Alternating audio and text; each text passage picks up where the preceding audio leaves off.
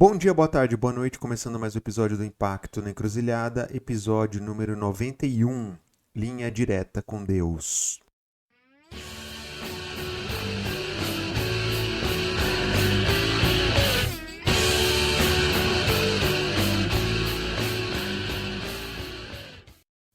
Bom, esse episódio eu conversei com a Luísa Serpa, do Instituto FI. Luísa, uma pessoa já que a gente tem uma caminhada juntos aí no setor, pessoa que eu respeito muito, faz um trabalho muito bacana lá no FI. A gente falou um pouquinho sobre isso e o título, uma aspas dela, quando a gente estava tecendo críticas, digamos assim, para o nosso setor de investimento social e filantropia. Quem ouvir vai entender o contexto aí da fala. Falamos aqui sobre temos visão crítica, né? E podemos falar sobre isso no setor.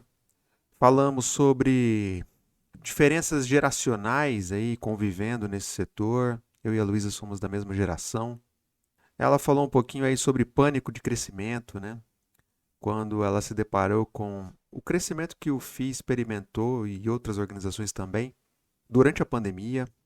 Enfim, foi um papo muito legal. Luísa fala muito bem, direto ao ponto, maravilhoso. E para fechar aqui nessa introdução, né, lembrar que sim, tem ruídos, né? A gente não tem a melhor técnica aqui.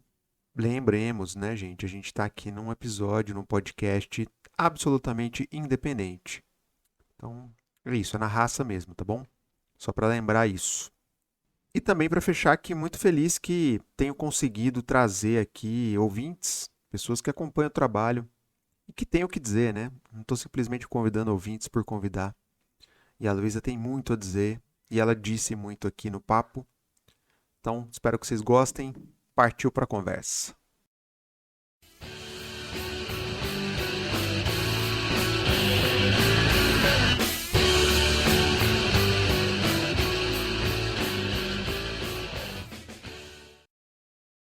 Bom, Luísa, obrigado por você ter aceito o convite. Uma alegria tê-la aqui conosco. Para a gente começar, conta um pouco aí quem é a Luísa e o que que é o FI. Bem-vinda. Obrigada, Fábio, pelo convite. Sou ouvinte assídua do podcast. Estou super orgulhosa de estar aqui, de ter sido convidada para contar um pouco do que a gente tem feito. Bom, o FI é uma organização sem fins lucrativos, está prestes a completar 10 anos. É um número que dá até um susto, né, de ver que a gente já está uma década nessa estrada.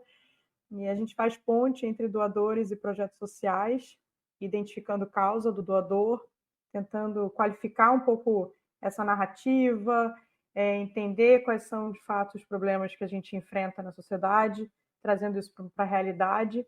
E aí, do outro lado, a gente tem todos os projetos que têm um trabalho brilhante na ponta, e a gente conecta esse doador com vontade de apoiar com o projeto, montando o planejamento, dando uma organizada um pouco nessa doação, né, o planejamento do uso do recurso, do que se espera, né, como potencializar o trabalho da ONG da ponta.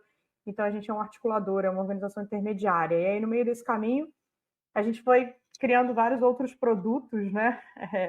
Porque a gente via necessidades muito diferentes.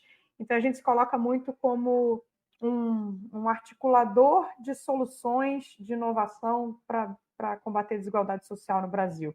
É simples o que a gente faz, porque é conectar pontas e tentar olhar de uma forma bastante lúcida e realista aonde é que é possível a gente contribuir com a filantropia, né? Com essa força que a filantropia tem de transformação social. E a Luísa? A Luísa é uma mulher de 44 anos, que está casada há 17, que tem agora filho adolescente de 14, um de 10, dois meninos, inquieta, curiosa, quer sempre saber qual é o próximo passo, qual é o próximo desafio. Estou o tempo inteiro buscando formas de melhorar como ser humano, melhorar como gestora, melhorar a organização, melhorar o mundo que eu vivo. Então, viver na minha cabeça não é muito fácil, porque é um grande parque de diversões, é animadíssimo, muitas ideias, muitas vontades. E aí, claro, com a maturidade isso tem ficado mais organizado, né? Umas pastinhas mais que eu puxo, devolvo, volto. No final do dia eu boto todo mundo quietinho para eu conseguir dormir em paz. Mas é isso, uma pessoa que quer um mundo melhor para todos, não é só para mim, não quero só realizar os meus sonhos, eu quero que a gente realmente viva numa sociedade mais igualitária. E você tá no Rio, é do Rio? Sou do Rio, estou no Rio, luto por essa cidade que desafia muito, mas quando a gente olha o mar, olha essa beleza, a gente fala, não, dá para fazer, dá para melhorar, vamos embora, vamos juntar gente, tanta gente boa. Então, sou super carioca, adoro essa cidade e trabalho contra todas as mazelas que nós mesmos nos proporcionamos ao longo dos anos. Incrível. Só faltou falar o time, vai, já que falou tudo, vamos lá. Eu sou vascaína, Sofredora. sofredora, oh, meu Deus do céu, escolha. Bom demais, que legal. Bom, Luísa, você contou do FII, você contou um pouco de você, e nós já estamos nessa caminhada dessa área de investimento social já faz um tempo. A gente sempre que se encontra, a gente fala sobre isso. A gente constata que essa área não gosta muito da tão falada autocrítica. Na sua visão, por que que essa visão mais crítica ela é evitada no nosso setor? A gente quer se sentir salvador, né? A gente trabalha num setor que parece que a gente está com linha direta ali com Deus, né? Para quem acredita, mas a gente começa a achar que está decidindo o mundo, né? Decidindo quem come, quem não come, que projeto que recebe dinheiro, que não recebe, que projeto vai para frente. E aí eu acho que parar para avaliar isso, né? Parar para fazer essa autocrítica, entender que a causa tem que estar sempre acima das organizações, dos empreendedores sociais, né? Fica muito difícil de fazer isso. Então, eu acho que a gente vai esquivando. A gente não gosta de falar de derrota, né? De erros, de fracasso. A gente só quer mostrar os nossos números crescendo, os nossos eventos, né? As coisas que a gente vai fazendo. E aí vai ficando muito distante até da realidade, né? Porque a gente se descola, né? Quando a gente não faz autocrítica. Então, aqui a gente o tempo inteiro tenta, opa, puxa a corda, volta, vai e vem, para, sabe, encontrar esse equilíbrio, né, entre o que a gente de fato está fazendo, né, que é se colocar a serviço é um pouco diferente, né, essa postura do que o que descobriu a pólvora, descobriu a bala de prata e que vai salvar o Brasil de todos os problemas sociais que a gente tem. Você tem conseguido fazer essa discussão interna aí sobre fracassos, erros, aprendizados, ou é uma batalha inglória? Eu, na verdade, eu acho que eu tô começando a me tornar uma pessoa bem chata, né? De estar por perto, porque parece que nada tá bom, mas não é verdade, assim, né? Eu consigo ver os êxitos e os avanços, mas eu não gosto de deixar de fazer a crítica, né? Então acaba parecendo que eu sou uma pessoa muito crítica quando as coisas não são claras. E eu escolhi seguir esse caminho, né? Do caminho que eu acredito, de falar o que eu penso, falar o que eu vejo, falar sobre as práticas que eu tenho visto, né? E aí falo com muita propriedade, não falo de achismo. Então é muito bom porque eu me sinto muito segura de dizer o que eu penso sobre o que penso e como penso, porque eu vejo as coisas acontecerem, né? Então eu acho que eu estou conseguindo de um tempo para cá e talvez, claro, maturidade da idade, maturidade da organização, né? Encontrar o lugar ao sol nesse setor, né? Tão vaidoso e que eu fui batendo nas portas, tentando criar os caminhos. E aí, em determinado momento, falei: bom, é paralela? É paralela, vamos trabalhar na paralela, que é o que importa, que é o que a gente está fazendo aqui. E aí, agora, eu acho que sim, eu tenho conseguido encontrar esse lugar aí de fala com propriedade vivida, de cadeira, tempo de cadeira, né?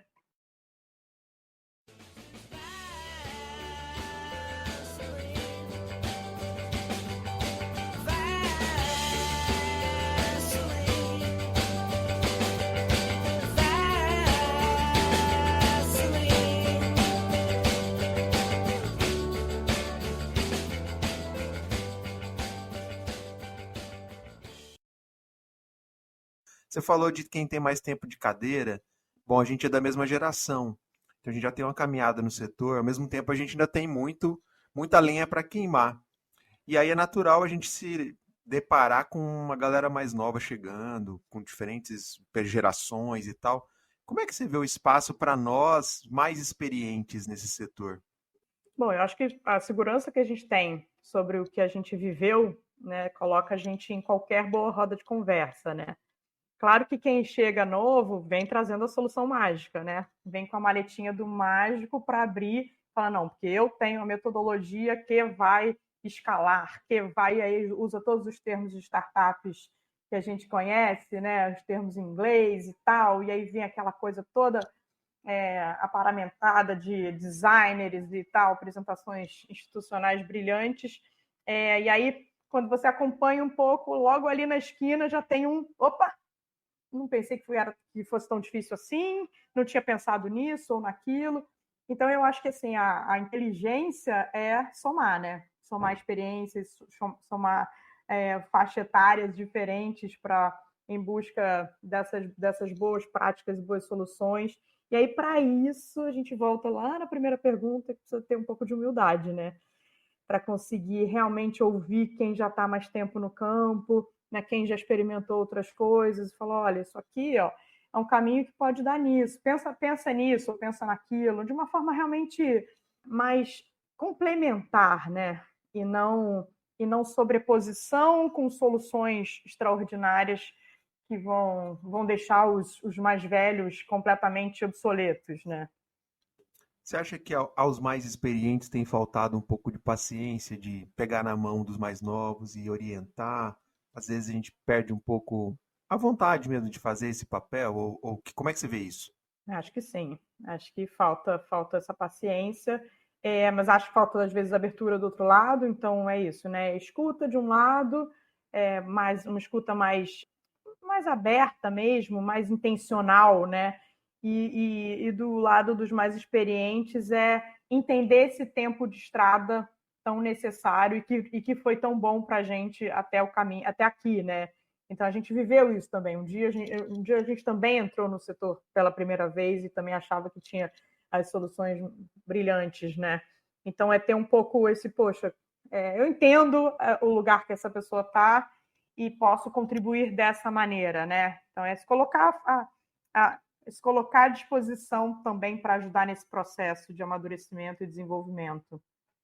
Acho que a gente poderia fazer mais isso.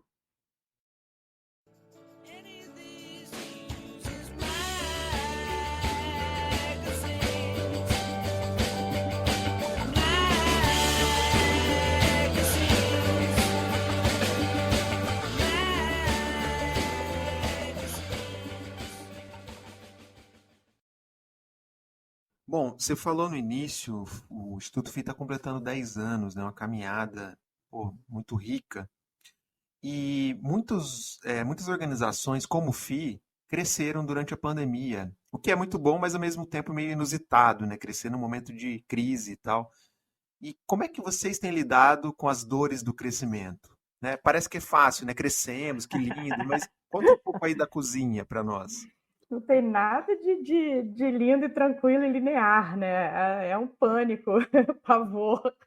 Na verdade, eu nunca imaginei que isso fosse acontecer na pandemia, né? Quando a gente imaginou que a gente ia estagnar e ia ficar mantendo aquilo que já existia para esperar tudo acabar e retomar o processo de trabalho, né? Só que a gente tomou uma decisão muito acertada naquele momento e que, na verdade, hoje, quando eu olho para trás, não teria nenhuma decisão diferente dessa a ser tomada, que era colocar o FI no meio da história toda do que a gente já sabia fazer, né? Que era uma prestação de contas, que era receber doação, que era direcionar, se juntar com outras pessoas, que a gente também faz o tempo inteiro, se juntar com outras organizações que têm outros conhecimentos que a gente não tem.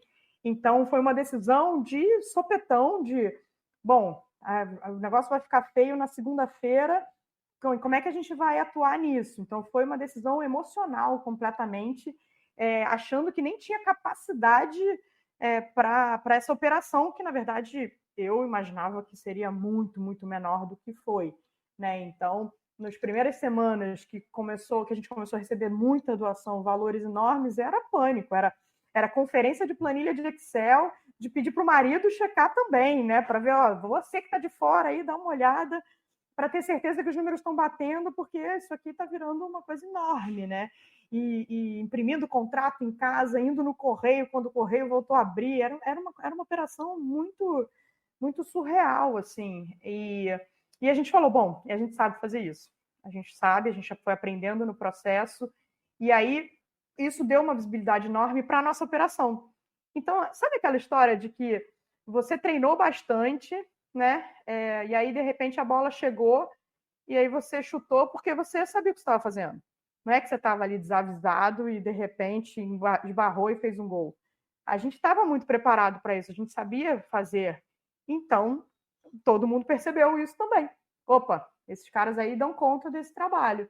E aí a gente começou a ser procurado por muitas empresas e pós-pandemia, seguimos sendo, né? Que eu falo, gente, mas de onde veio essa? Veio pelo e-mail de contato, sabe? A gente tem recebido esse tipo de procura, porque alguém indicou, porque fala com eles, porque eles são bons, eles entregam isso, aquilo, e a gente foi realmente crescendo. Então, no meio disso, uma pessoa que nunca imaginou ter uma equipe com mais de 10 pessoas, estamos em 13, eu falo, a cada número que cresço da equipe tem todos os desafios que vem junto, né? Que é organizar os processos, né? Organizar essa distribuição de tarefas, quem coordena, como coordena, qual é o nosso modo de trabalho, né? Para não perder isso. Porque eu acho que o grande desafio do crescimento é você não perder a qualidade, não perder a essência daquilo que você começou fazendo, né? Se você vira uma linha de produção, se você vira um... Aí você é uma consultoria, isso é outra coisa, né? Você vira uma empresa de consultoria. Então é uma linha muito tênue entre esse crescimento e a qualidade, a humanidade, a proximidade que a gente precisa ter e quer ter no que a gente faz.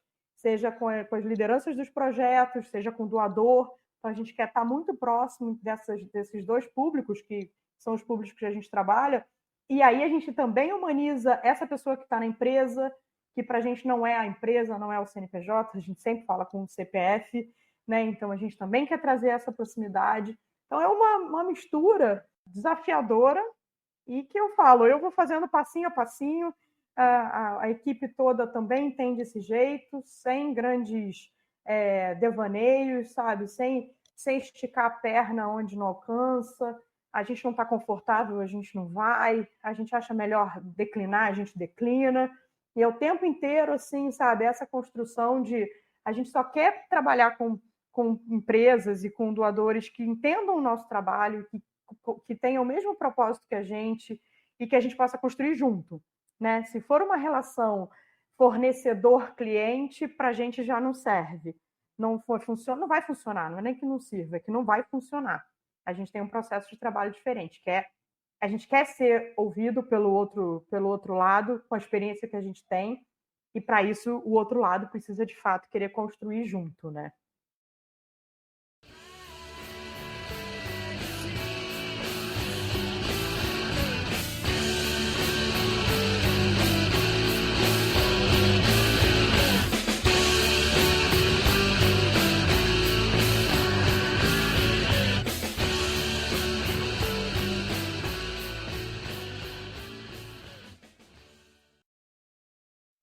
Bom, talvez quem esteja nos escutando possa imaginar assim: ah, mas a Luísa está escolhendo, entre aspas, clientes, projetos, porque elas cresceram, estão num tamanho que permita isso. Era assim também no começo? Era. Isso, e na verdade eu achava que podia ser um grande erro, né? Estratégico. Mas era. Porque eu sempre tive muito claro de que isso, onde eu estava trabalhando e a vocação que eu descobri que eu tinha era uma escolha, né? E aí, de repente, começar a fazer uma coisa diferente daquilo que eu acreditava não fazia o menor sentido.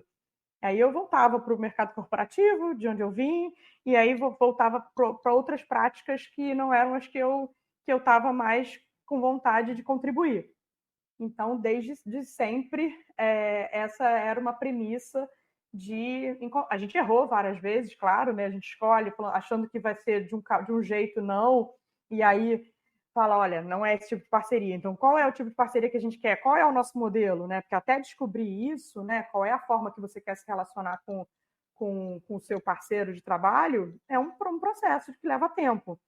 Mas desde o início a gente sabia que a gente ia dizer não pelo caminho e que, na verdade, esses não que trariam o reconhecimento do que a gente estava pronto para fazer, né? Então, tem muito isso, assim, você já saber o que você não quer fazer te elimina um monte de situações desnecessárias, né? E perda de tempo.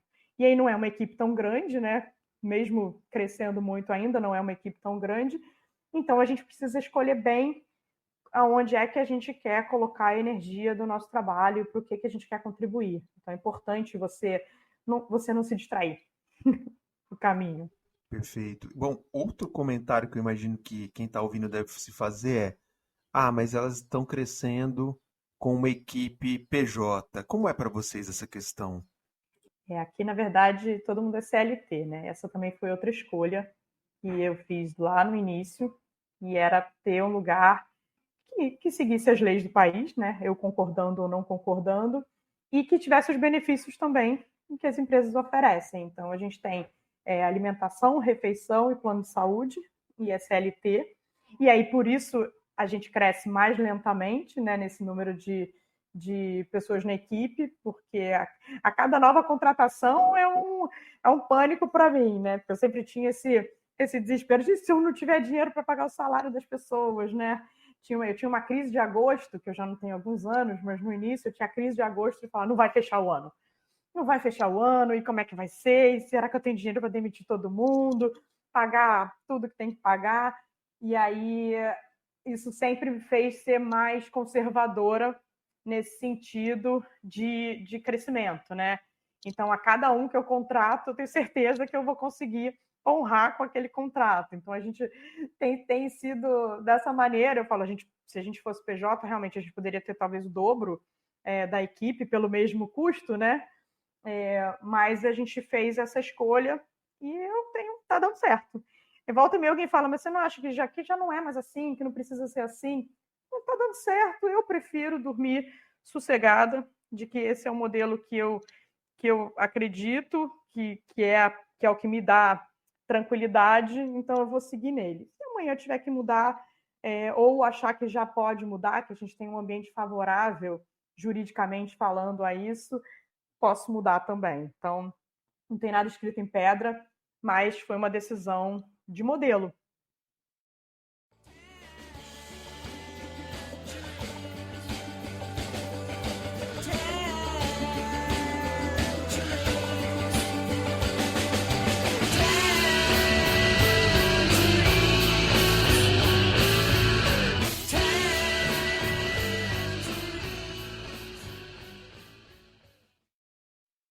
Bom, caminhando para o final aqui, Luísa, e obrigado mais uma vez pelo papo muito bom, viu? Bom, o FI é uma organização intermediária, né? Você mesmo falou, a gente conecta as pontas, né? De um lado o investidor, o doador, e o outro lado organizações que estão na ponta precisando do recurso.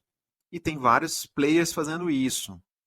E muitas vezes esse lugar do intermediário é um lugar bastante ingrato, né? Porque se taxa como um, quase como um despachante, vai, um intermediador, um certo ar pejorativo. Queria que você contasse um pouco para quem está ouvindo como é que você, sendo uma organização intermediária, de fato opera, né, o lado bom, o lado bacana dessa ligação das pontas aí.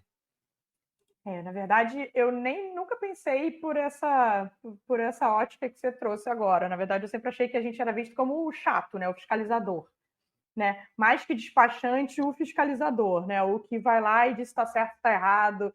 E aí, essa é uma posição que é ingrata também. E muitas vezes a gente não é respeitado por quem recebe até a doação, porque não entende o papel do intermediário nesse processo.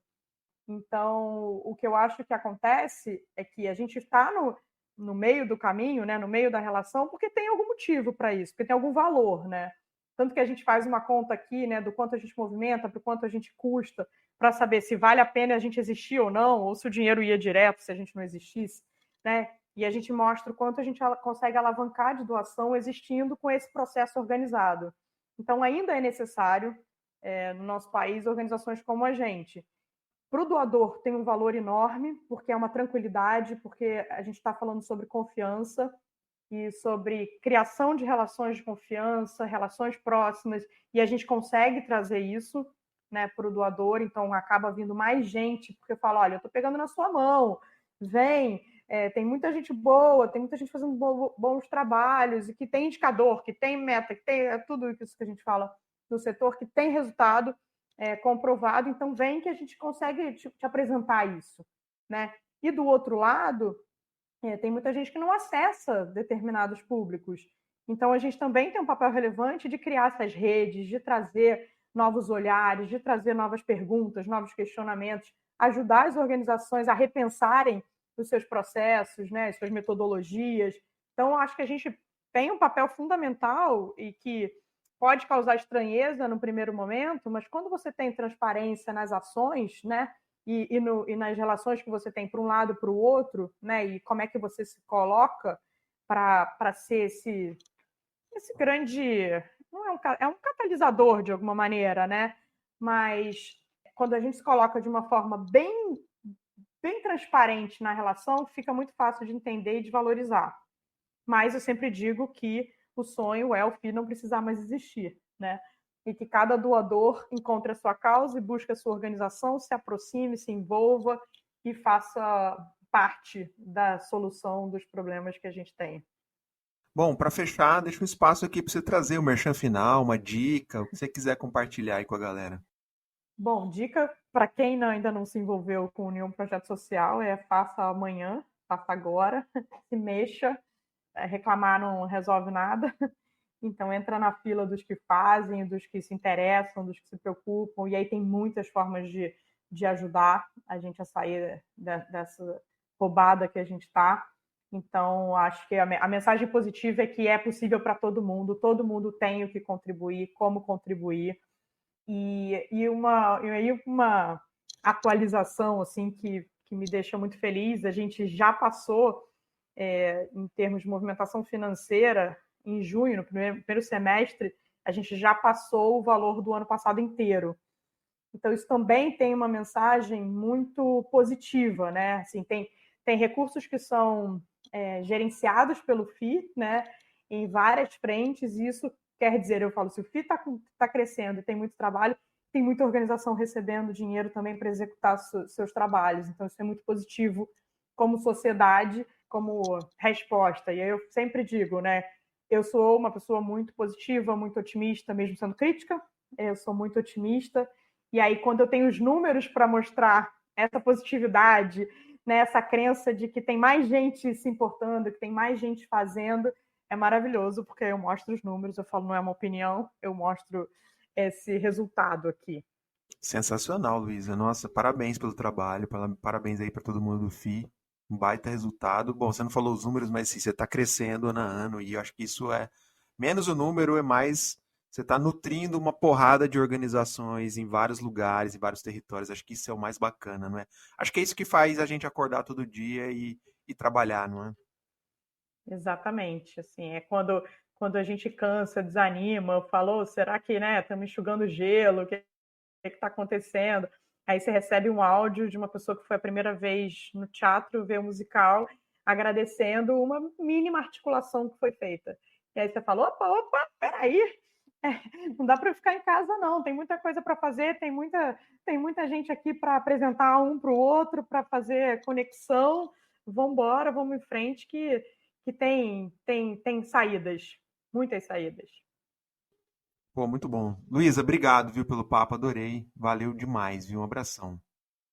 Eu que agradeço, prazer enorme. Conte comigo sempre, seguirei sendo ouvinte fiel e divulgando para todos que queiram olhar para o nosso setor de uma forma um pouquinho mais profunda. Valeu, obrigado.